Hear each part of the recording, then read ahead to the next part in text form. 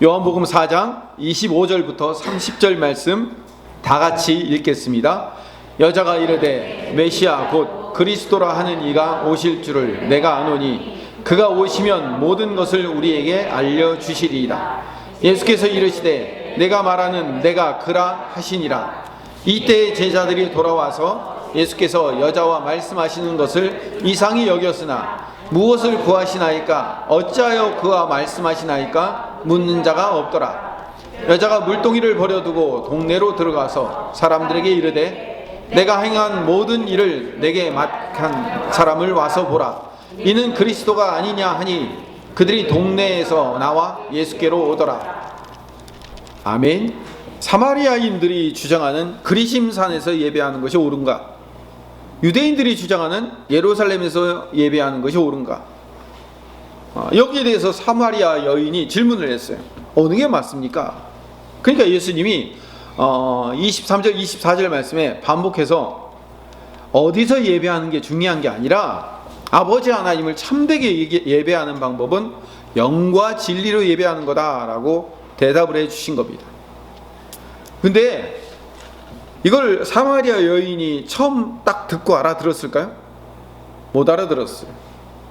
그래서 예수님이 영과 진리로 예배해야 된다라고 2번이나 반복했음에도 불구하고 여러분처럼 어렴풋이 이해할 수밖에 없었어요.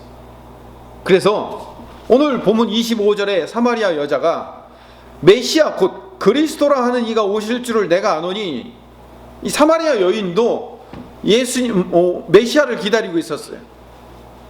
그러니까 유대인들만 메시아를 기다리고 있는 게 아니라 사마리아인들도 메시아를 기다리고 있는 거예요.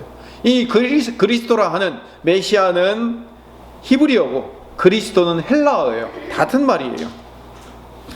이 메시아라고 얘기하는 그리스도가 오시면 그분이 모든 것을 자세하게 명확하게 알려줄 겁니다. 당신은 영과 진리로 예배하는 것이 맞다라고 얘기하는데 이게 나는 정확하게 귀에 안 들어옵니다. 뭔 말인지 정확하게 잘 모르겠습니다. 그런데 메시아라는 분이 오시면 그분이 명확하게 알려줄 겁니다 라고 대답을 한 거예요. 그러니까 26절에 예수님이 이렇게 대답하시는 거예요. 내가 그라. 내가 그렇게 명확하게 대답할 줄 메시아 맞다. 내가 바로 그 그리스도다 라고 말씀하신 거예요. 그러니까 놀랍게 놀라운 일이 벌어지는 거예요. 예수님이 내가 바로 그 메시아다. 내가 그렇게 자세하게 설명해서 너희들이 이해할 수 있도록 만들어줄 그 메시아다라고 얘기를 하니까요. 이 사마리아 여인이 변하는 거예요. 28절 29절에 사마리아 여인이 물동이를 버려두고 동네로 들어가요. 그래서 이는 그리스도가 아니냐. 바로 이 사람이 우리가 바라고 기다리던 그리스도 맞다라고 전하는 거예요. 그 전도를 받고 30절에 동네 사람들이 예수님께로 모여드는 거예요. 그리고 그 동네 사람들 전부가 예수님을 믿게 되었다는 이야기가 오늘 요한복음 4장 마지막에 이제 등장합니다. 이따 읽겠지만요. 남편이라는 세상 가치로 자기의 목마름을 채우려던 그 사마리아 여인, 가짜 예배를 통해서 어느 예배가 맞는가, 그 싸움을 통해서 목마름을 채우려던 이 사마리아 여인이 메시아라고 불리는 그리스도가 오시면 이 모든 문제를 다 풀어주실 것이다 라고 기대하고 있다라는 그 말에 예수님이 내가 그 사람이야, 내가 메시아라 라고 선포하자 그 사마리아 여인이 일순간에 바뀌더라는 거죠. 그러면 예수님이 도대체 뭘 어떻게 얘기했길래 이 사마리아 여인이 일순간에 바뀌었을까요? 예수님의 선포 앞에서 무너진 거예요. 예수님의 어떤 선포 앞에서? 26절 말씀으로 다시 돌아가 봅시다. 26절 말씀, 예수께서 이르시되 내게 말하는 내가 그라, 내가 그다 라는 이 말 한마디에 이 사마리아 여인이 무너진 거예요. 그게 무슨 말이라고요?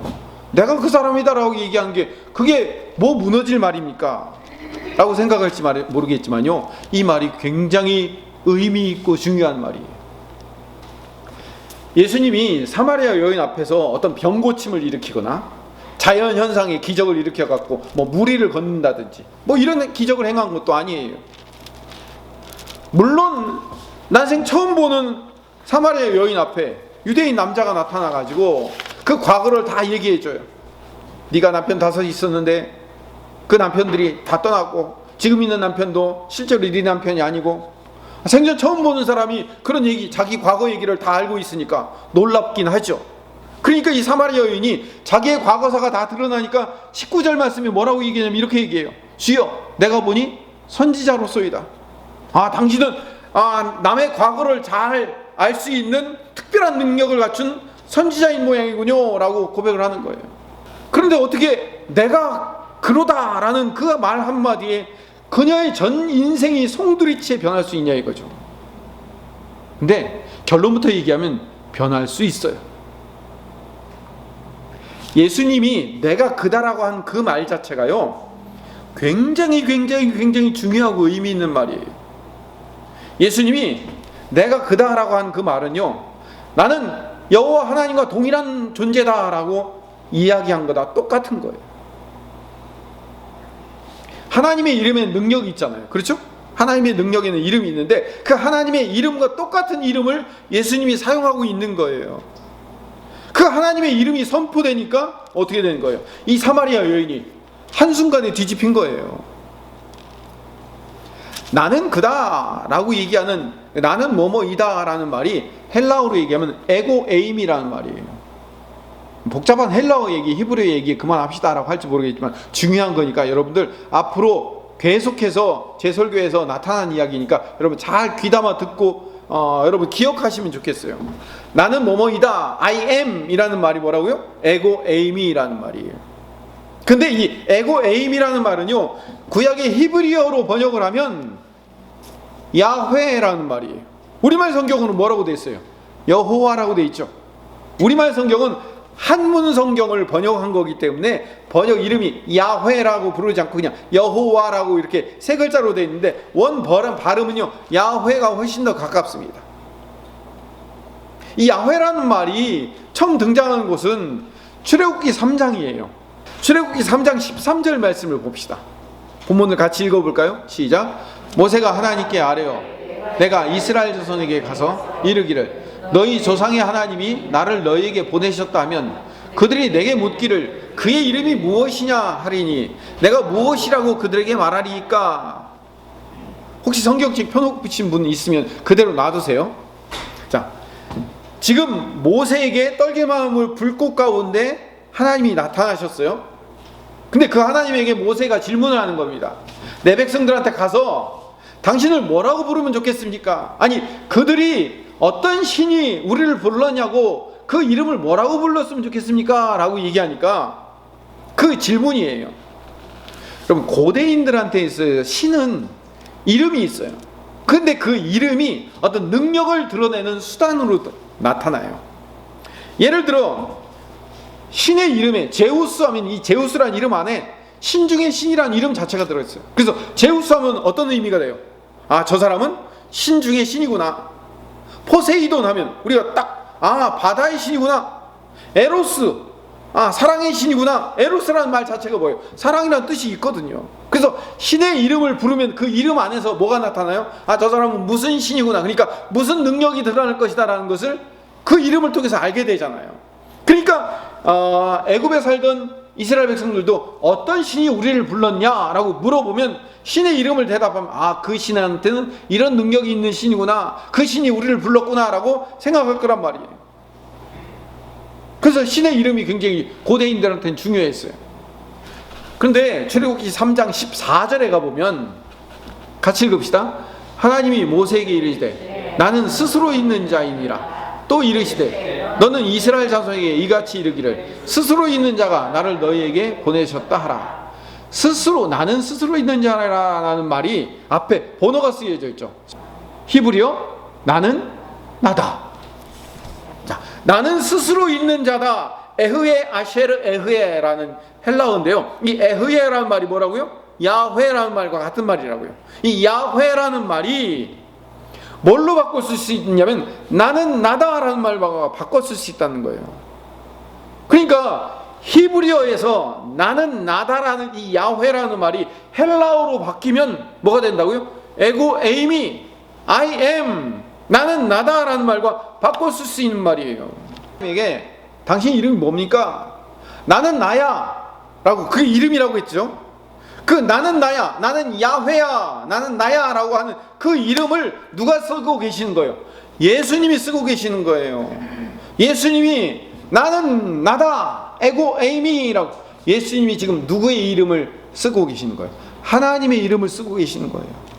하나님의 이름을 쓰고 있다는 거예요. 이게 놀라운 거예요. 예수님이 하나님의 이름을 쓰고 있다는 것은 뭘 의미하는 거예요? 예수님이 하나님과 동일한 능력을 갖고 있다, 하나님과 동일한 존재다라는 것을 설명하는 거예요.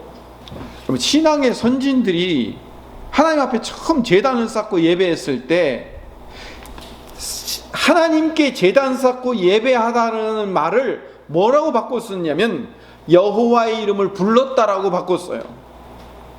PPT 한번 띄워주세요. PPT 창세기 4장 26절에 보면 셋도 아들을 낳고 그의 이름을 에노스라 하였으며 그때 사람들이 비로소 여호와의 이름을 불렀더라. 여호와의 이름을 부르는 것은 여호와 하나님 이렇게 이름 불렀다는 얘기가 아니라 뭐라고요? 예배했다, 그분을 제단 쌓고 예배하며 경배했다라는 뜻이라니까요. 아브라함을 봅시다. 창세기 13장 4절. 그가 처음으로 제단을 쌓은 곳이라 그가 거기서 여호와의 이름을 불렀더라. 아브라함이 제단을 쌓고 뭐 한 거예요? 여호와의 이름을 불렀다는 걸 뭐 했다는 거예요? 여호와를 예배했다, 같은 말이에요. 창세기 21장 33절. 아브라함은 브엘세바에서 에셀나무를 심고 거기서 영원하신 하나님 여호와의 이름을 불렀다. 여호와의 이름을 불렀다는 그냥 단지 하나님하고 불렀다는 의미가 아니라 하나님을 내 인생의 주님으로 섬기며 그분을 찬양하며 그분을 예배하며 그분께 희생제사를 드리며 제사했다라는 이야기가 여호와의 이름을 불렀다는 말 안에 다 들어가는 거예요. 다음 장 넘겨주세요. 창세기 26장 25절을 보면 이삭 이야기가 나와요. 이삭이 그곳에 제단을 쌓고 여호와의 이름을 부르며, 이삭도 여호와의 이름을 부른 게 뭐예요? 제사한 거예요. 예배한 거라고요.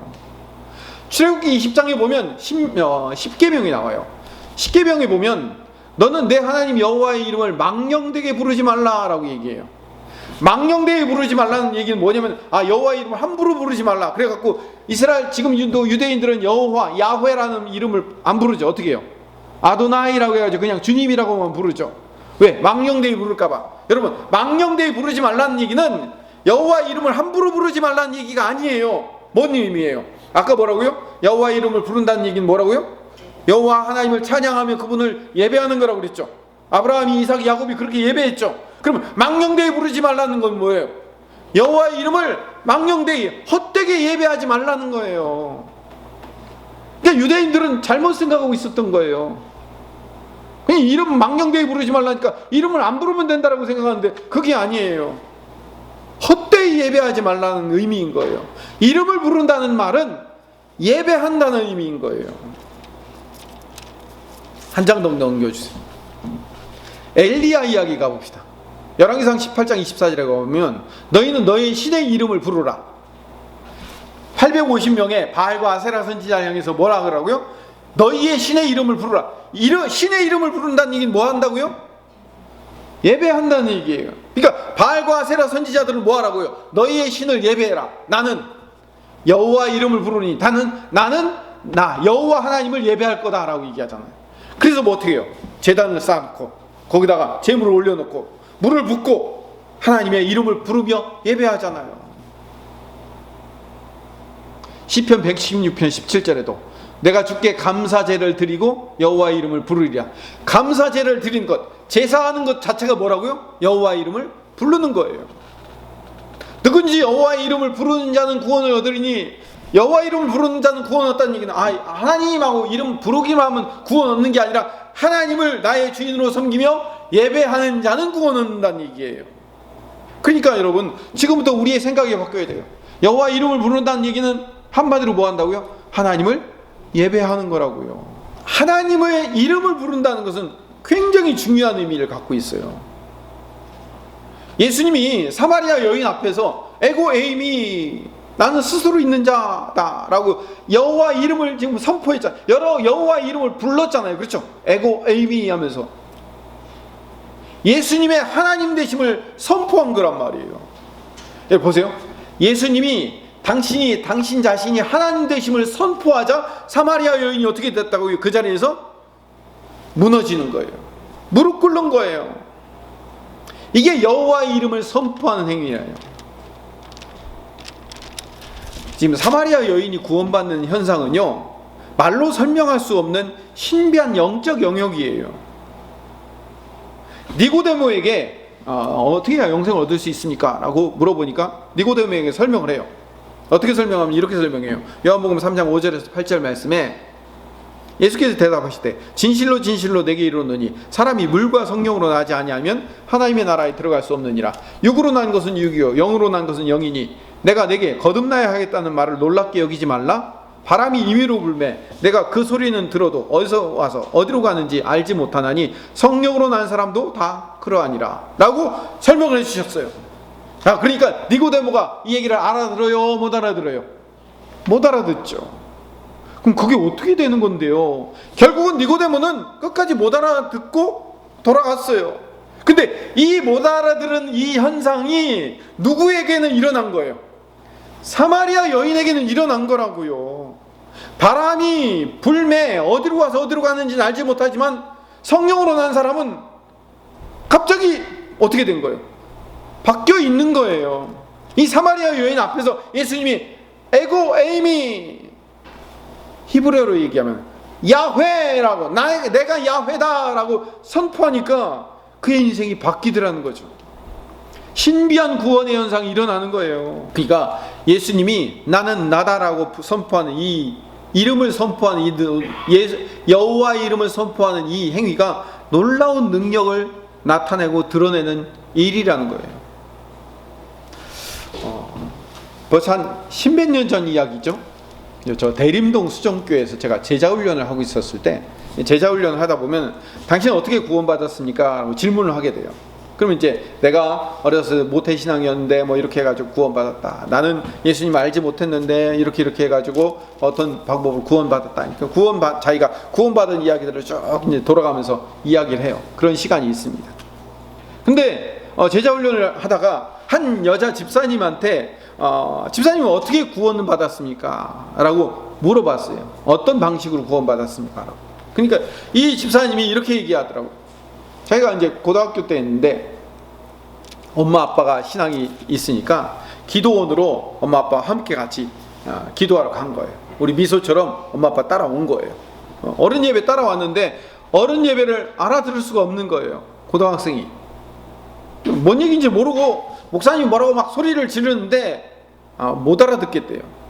근데 자기는 애기들을 좋아해가지고 뒤에 이제 엄마 아빠들이 애기들을 데리고 왔는데 애기들이 막 이렇게 왔다 갔다 노니까 예배 방해도 되고 하니까 이 애기들을 다 챙겨가지고 밖으로 나간 거예요. 그래가지고 옛날에는 옛날 예배실 기도원 같은 데 가보면 중문하고 현관문 사이에 신발장 같은 데가 있어요. 넓은 신발장 아시죠? 옛날에 그런 데 있어요. 그 신발장에 신발들이 쫙 놓여 있고 한데 거기다 애들을 모아놓고 애들을 이제 거기서 이제 놀리고 거기서 이제 그리고 이제 어른들이 왔다 갔다 화장실 가느라고 신발 왔다 갔다 하면 그 신발을 이렇게 자기가 착한 일 한다고 이제 뒤집어 놓았대요. 그러면서 이제 애들을 돌봐주고 있었는데 갑자기 문이 이제 중문이 확 열리면서 예배실에 있는 찬송 소리하고 목사님 소리 지르는 소리가 확 들리더라는 거예요. 들리면서 막 뜨거운 열기가 확 나오더래요. 그 중문이 열리면서 자기는 안에는 사람이 많으니까 뜨거운 열기가 나오나 보다 싶었는데 그게 아니라 이 열기가 전혀 다른 열기더라는 거예요. 문이 확 열리는데 뜨거운 열기가 확 나오는데 갑자기 이 신발 뒤집어 놓고 애기 돌보던 이 집사님이 눈물이 터지는 거예요. 눈물이 뚝뚝뚝뚝 흘리면서 내가 왜 이 눈물을 흘리지? 라고 이해할 수 없는 눈물이 흘리면서 갑자기 예배실로 돌아가고 싶은 생각이 드는 거예요. 그러면서 이 집사님이 설교를 들었어요? 찬양을 했어요? 뭘 했어요? 그냥 애기들을 놀면서 신발 뒤집어지고 있었는데 뜨거운 열기가 문을 열면서 확 들어오면서 자기의 어려서부터 생각난 죄들이 생각나더라고요. 이 집사님은요 중문 열고 구원받았어요. 이게 누구의 능력이죠? 설교자의 능력인가요? 찬양팀의 능력인가요? 아니요. 주님의 능력이에요. 구원은 이렇게 신비하게 오는 거예요. 바람이 임의로 불매 내가 그 소리는 들어도 어디로 와서 어디로 가는지 알지 못하는 것처럼 하나님의 능력이 이르면, 예수님의 이름이 선포되면 그거 구원 받게 되는 거예요. 사마리아 여인도 지금 아무것도 이해할 수 없어서 메시아라는 분이 나타나면 다 이해될 거고 그분이 오시면 뭐 다 자세히 설명해 준다니까 그때 되면 알겠죠 라고 그냥 대답하고 끝내려고 하는데, 내가 그다 에고 에이미라고 선포하자 이 사마리아 여인이 그 집사님처럼 뒤집어진 거예요. 바뀐 거예요. 변화받은 거예요. 그래서 물동이를 버려두고 나가서 이 사람이 바로 그리스도입니다 라고 전달하기 시작하더라는 거죠. 구원은 이렇게 하나님의 능력으로 임하는 거예요. 사람의 방법으로 임하는 게 아니에요. 이 에고 에임이라는 단어가요, 앞으로 요한복음에서 계속 사용될 거예요. 제가 좀 머릿속에 기억해 두면 좋겠다고 하는 얘기가 앞으로 계속 이어질 거기 때문에 요한복음에서 앞으로 7번 선언으로 에고 에이미의 선언이 등장해요. 7가지 그리스도의 증명이 나오는데, 내가 곧 생명의 떡이니, 나는 세상의 빛이니, 나는 문이니, 나는 선한 목자라, 나는 부활이요 생명이니, 나는 길이요 진리요 생명이니, 내가 참 포도나무요 라고 말하는 이 말 안에는요 에고 에이미가 다 들어가 있는 거예요. 나는 뭐뭐이다, 나는 뭐뭐이다가 다, 나는 나다라는 이 에고 에이미가 들어가 있는 말들이에요. 그 7가지를 통해서 내가 어떤 존재, 예수님이 어떤 존재인지를 드러내고 있는 거예요. 자, 이것만 있나요? 아니에요. 에고 에이미를 단독적으로 또 7번 사용하셨어요. 비유적으로 내가 뭐뭐이다 라고 또 사용하지만 나는 나다라는 말을 또 7번 사용하셨어요. 다음 장 넘겨주세요. 오늘 우리가 읽은 본문 4장 25절 26절, 이건 우리가 읽은 거고 사마리아 여인 이야기. 8장 24절에 보면, 그러므로 내가 너희에게 말하기를 너희가 너희 죄 가운데 죽으리라 하였노라. 너희가 만일 내가 그인 줄, 에고 에이미가 여기 또 2번째 등장해요. 다음 장 넘겨주세요. 8장 28절에도 내가 그인 줄을, 8장 58절에도 내가 있느니라, 13장 19절에도 내가 그인 줄 너희가 믿게 하려. 에고 에이미가 계속 등장해요.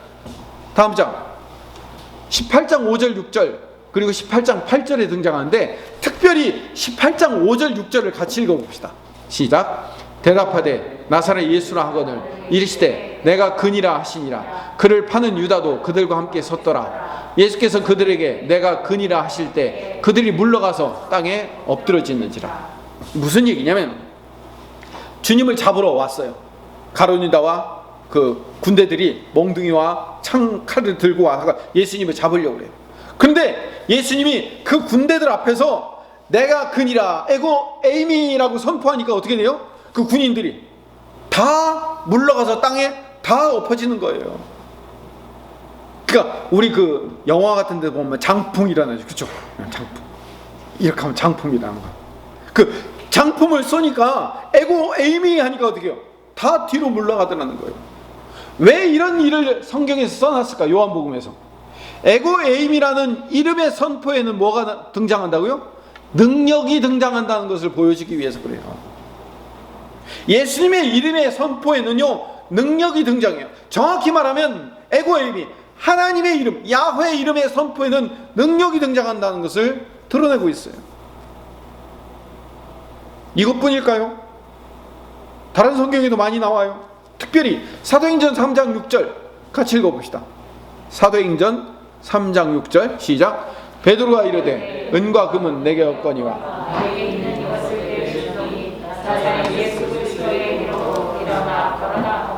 베드로가 어떻게 했다고요? 나사렛 예수 그리스도의 이름으로 일어나 걸으라라고 얘기하니까 그 이름에서 능력이 드러나더라는 거죠.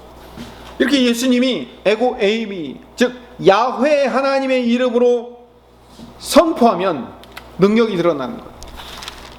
사마리아 여인이 어떻게 변했나요? 말로 설명하면 이렇게 설명할 수 있어요. 예수님이 에고 에이미 야훼의 이름을 선포하자 그가 변하더라. 이게 성경의 이야기예요. 어떻게 변했을까요? 28절에 여자가 물동이를 버려두고 동네로 들어가서 사마리아 사람들에게 이르되, 물을 뜨러 왔다가 물동이를 버려둔다는 얘기는 뭘 의미할까요? 자기가 목마름을 해결하기 위해서 우물가를 찾아왔는데 물동이 들고 찾아오겠죠. 그렇죠? 이 물동이를 채워서 가져가야 될 거 아니에요. 근데 그 물을 다 마시면 또 목마르니까 또 그 물동이를 들고 또 와서 채워야 되고, 계속해서 이것을 채워야 되는 거예요. 근데 그 물동이를 버려뒀다는 얘기는 뭘까요? 내 속에서 솟아나는 생명의 샘수를 발견했기 때문에 그 물동이를, 이제 날마다 채워야 될 물동이를 버릴 수 있다는 거예요. 이런 의미를 갖고 있는 거예요. 생수의 근원이신 예수님을 찾았기 때문에 그 물동이를 버려둘 수 있어요. 진짜를 찾으면요, 가짜는 버릴 수 있어요. 진짜를 알게 되면요, 가짜는 버릴 수 있는 거예요. 지난주까지 해서 제가 8kg를 뺐습니다. 지난주는 7kg 뺐는데 1kg 더 뺐습니다. 요즘은 제가 제 자신이 자랑스러워요. 내가 이렇게 뺄 수 있다는 거 자랑스러워요. 한 가지 제가 살을 빼면서 발견한 게 하나 있어요. 물론 이제 살 빼는 유튜브나 이런 데도 많이 나오는 이야기지만요, 밥 먹은 지 한두 시간밖에 안 됐는데도 불구하고 계속 뭐가 먹고 싶고 배고픔이 있을 때가 있어요. 제가 그랬거든요. 밥 먹고 바로 나왔어요. 한 30분, 1시간도 안 됐는데요, 또 뭐가 먹고 싶은 거예요. 그럼 이게 가짜 배고픔이라는 거예요. 사람의 신체는요, 목마름을 배고픔과 혼동할 수 있어요. 내가 목마른데 이 목마른 거와 배고픔을 사람이 혼동하기 때문에 목마른 거를 뭘로 바꾼다고요? 배고픔으로 바꿔요. 그래서 자꾸 음료수를 먹고 간식을 먹고 해서 그걸 혼동시켜서 자꾸 먹는 거예요.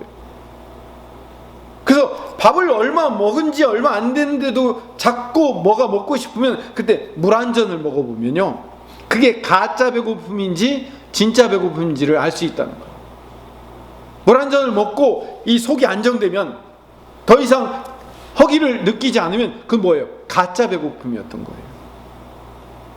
마찬가지로 이 사마리아 여인이 갖고 있었던 가짜 목마름이, 그래서 날마다 그 물동이를 지고 가서 매일매일 채워야 했던 그 갈증을 진짜 생수이신 예수님, 에이미라고 선포하시는 그 예수님을 만나자 그거 변하는 거예요. 어떻게 변하느냐면 29절 봅시다. 한 번 더 읽읍시다. 내가 행한 모든 일을 내게 다시 읽읍시다. 시작.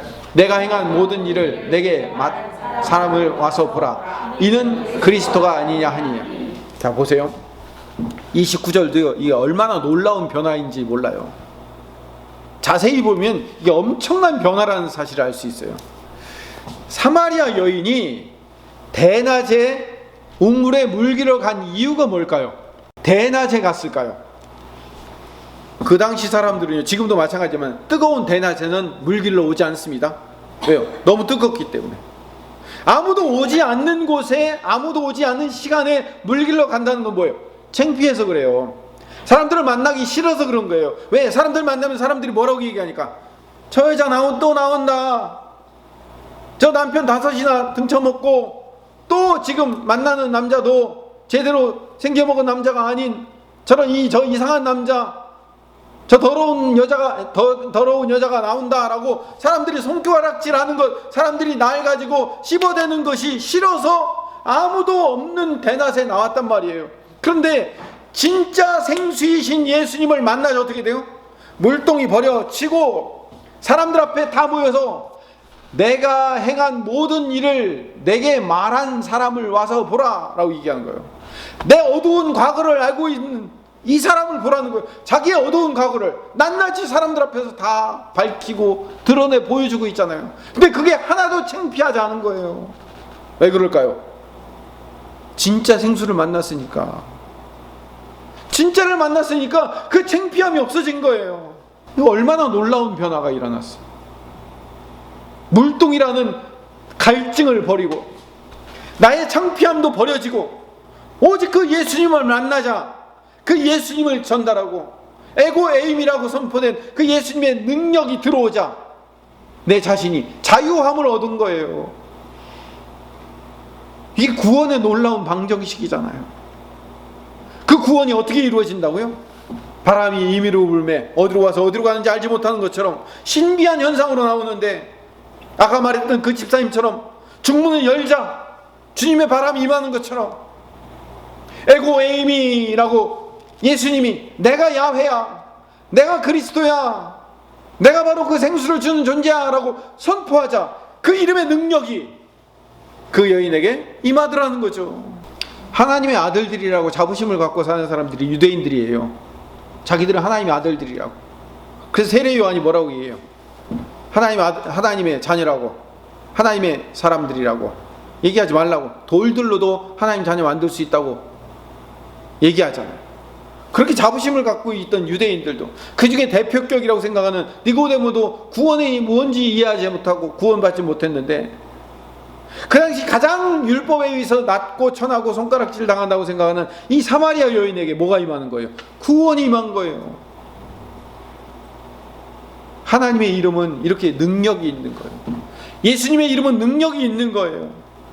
내게 은과 금은 없어도 내게 있는 것으로 내게 줄 거야. 내가 뭘 갖고 있는지 알아? 나사렛 예수 그리스도의 이름을 내가 가지고 있어.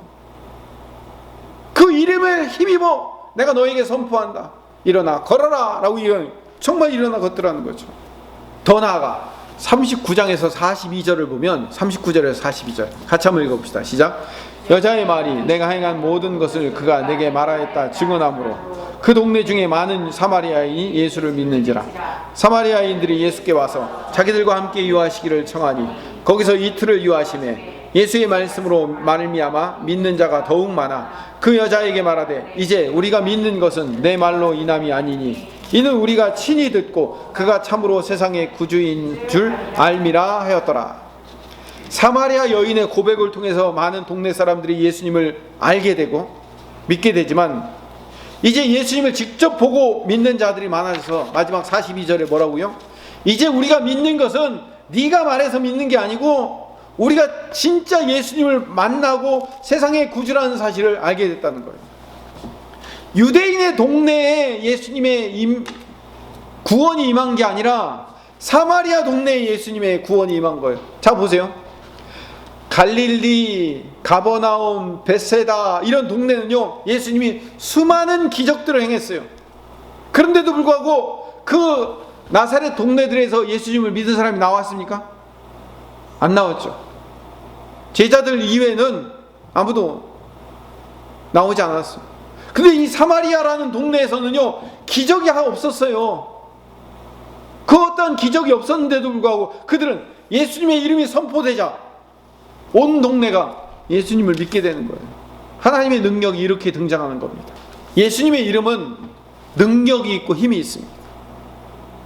우리가 그 예수님의 이름을 선포하는 거예요. 그걸 전도라고 얘기하는 거예요. 여러분, 전도는 내가 그 사람을 설득하는 게 전도가 아니에요. 그 사람을 꼬시는 게 전도가 아니라고요. 전도는 엄밀한 의미에서 내가 할 수 있는 게 아니에요. 누가 하시는 거예요? 하나님이 하시는 거예요. 우리는 하나님의 이름을 선포할 뿐이에요. 그 이름을 선포할 때 그 우리의 입술을 통해서 선포된 그 예수님의 이름 앞에서 그가 변하는 거예요. 내가 얼마나 말을 잘하고 얼마나 설득력 있게 이야기하는가에 따라서 그 사람이 오는 게 아니라, 그 사람이 변하는 게 아니라 내가 외친 예수님의 이름 앞에 그 사람이 무너지는 거라고요. 왜 그럴까요? 예수님의 이름에는 능력이 있기 때문에. 우리가 아까 찬양했잖아요. 예수의 이름은 세상의 소망이요, 예수의 이름은 전국의 기쁨이라. 예수의 이름을 우리가 찬양했잖아요. 그 예수의 이름 앞에서 능력이 나오는 거예요. 나에게서 나오는 게 아니에요. 예수의 이름에게서 나오는 거예요. 예수의 이름을 부른다는 것은 예수님이 내 삶의 주인이 되고, 아까 얘기했죠. 하나님의 이름을 부른다는 뭐라고요? 하나님이 예배하는 거라고 그랬죠. 우리가 그 하나님을 예배하며 그 하나님을 내 삶의 주인으로 섬기는 자의 입에서 나오는 선포일 때 그 이름이 능력이 되어 나타나는 거예요. 예를 하나 들어봅시다. 사도행전 19장 11절에서 16절 말씀을 보면 같이 읽어볼까요? 하나님이 바울의 손으로 놀라운 능력을 행하게 하시니 심지어 사람들이 바울의 몸에서 수건이나 지발을 가져다가 병든 사람에게 얹으며 그 병이 일어나고 악기도 나가더라. 이에 돌아다니며 마술하는 어떤 유대인들이 시험 삼아 악기 들린 자들에게 주 예수의 이름을 불러 말하되 내가 바울이 전하는 예수를 의지하여 너희에게 명하노라 하더라. 유대의 한 제사장 스게와의 7 아들도 이 일을 행하더니 악기가 대답하여 이르되 예수도 알고 바울도 알거니와 너희는 누구냐 하며 악기 들린 사람이 그들에게 뛰어올라 눌러 이기니 그들이 상하여 벗은 몸으로 그 집에서 도망하는지라. 바울이 얼마나 놀라운 능력을 행하냐면 심지어 바울의 몸에 걸치고 있었던 손수건 앞치마만 가져다가 병든 사람에게 얹어도 그 병이 떠나고 악기가 물러나는 거예요. 이야, 어마어마하겠죠. 그러니까 마술하는 유대인들이 돌아다니면서 뭐라고 부르냐면 바울이 전하는 예수를 의지하여 너희에게 명하노라 라고 얘기한다니까요. 바울이 전하는 예수의 이름을 의지하는 거예요. 그 대표적인 예로 하나를 보여주는데 유대의 한 제사장 스게와의 7 아들들도 이 일을 행하는 거예요. 뭐라고 하냐면 이 스게와의 아들들이 바울이 의지하는, 바울이 전파하는 예수를 의지하여 너에게 명하노니 악기야 물러가라 이렇게 얘기하는 거예요. 그러니까 악기가 뭐라고 얘기했다고요? 내가 예수도 알고 바울도 아는데 넌 누구냐라고 얘기했죠. 예수님의 이름을 부른다고 거기서 능력이 드러나는 게 아니에요. 바울도 알고 예수도 아는데 넌 누구냐라고 우리가 그랬는데 물으면 뭐 나요? 저요 그냥 김성민이에요 이렇게 얘기할 거예요? 아까 처음에 얘기했죠. 예수님의 이름을 부른다는 뭐라고요? 하나님의 이름을 부른다는 것은 아브라함, 이삭이, 야곱이 여호와 이름을 불렀더라. 이게 뭐라고요? 제단을 쌓고 희생제물을 드리며 그분을 예배하며 그분을 나의 주인으로 섬기며 찬송하는 것, 그걸 뭐라고? 이름을 불렀다고 하는 거예요. 바울이 심지어는 바울의 몸에 있는 손수건이나 앞치마만 가져가도 악기가 물러나고 병이 고쳐지는 이유는 뭐예요? 바울이 뭐예요? 바울의 삶 자체가 예수님의 이름을 증거하는, 그분이 예수님을 나의 삶의 주인으로 섬기는 삶을 살기 때문에 그렇잖아요.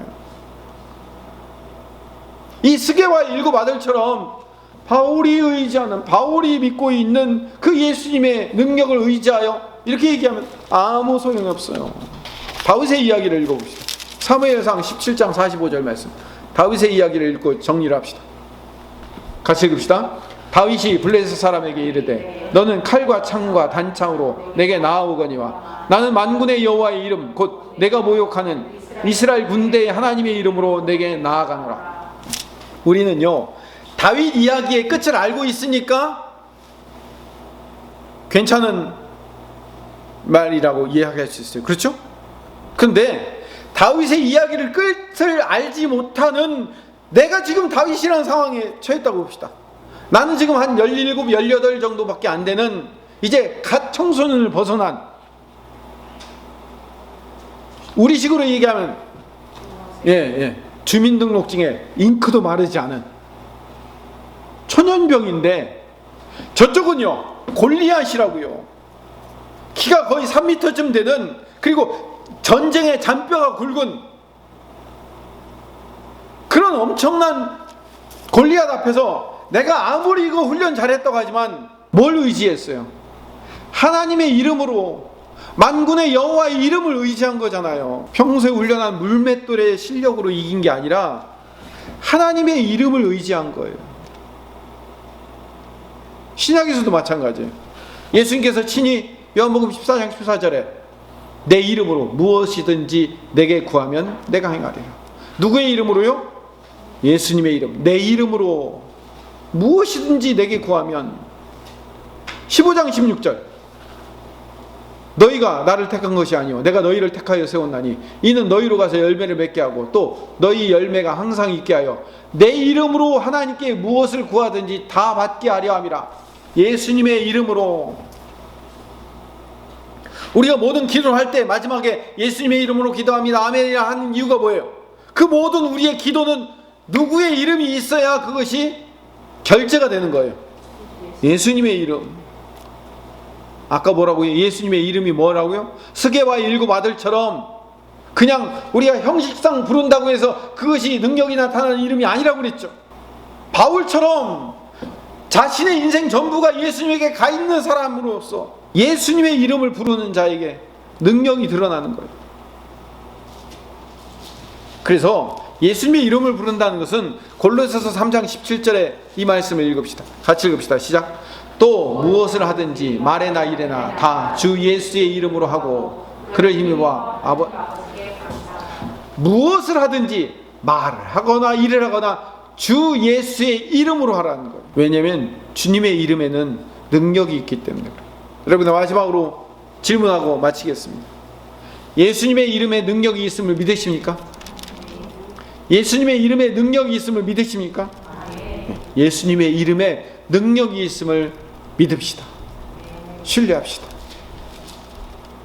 오늘 이 말씀을 듣고 있는 우리 모두가 예수님의 이름이 세상의 소망이며 예수님의 이름이 능력이며 내 삶 전체가 예수님의 이름을 믿고 부르는 사람이 될 수 있도록 해달라고 기도하시는 오늘 예배가 되시기를, 그리고 한 주간 되시기를 간절히 소망합니다.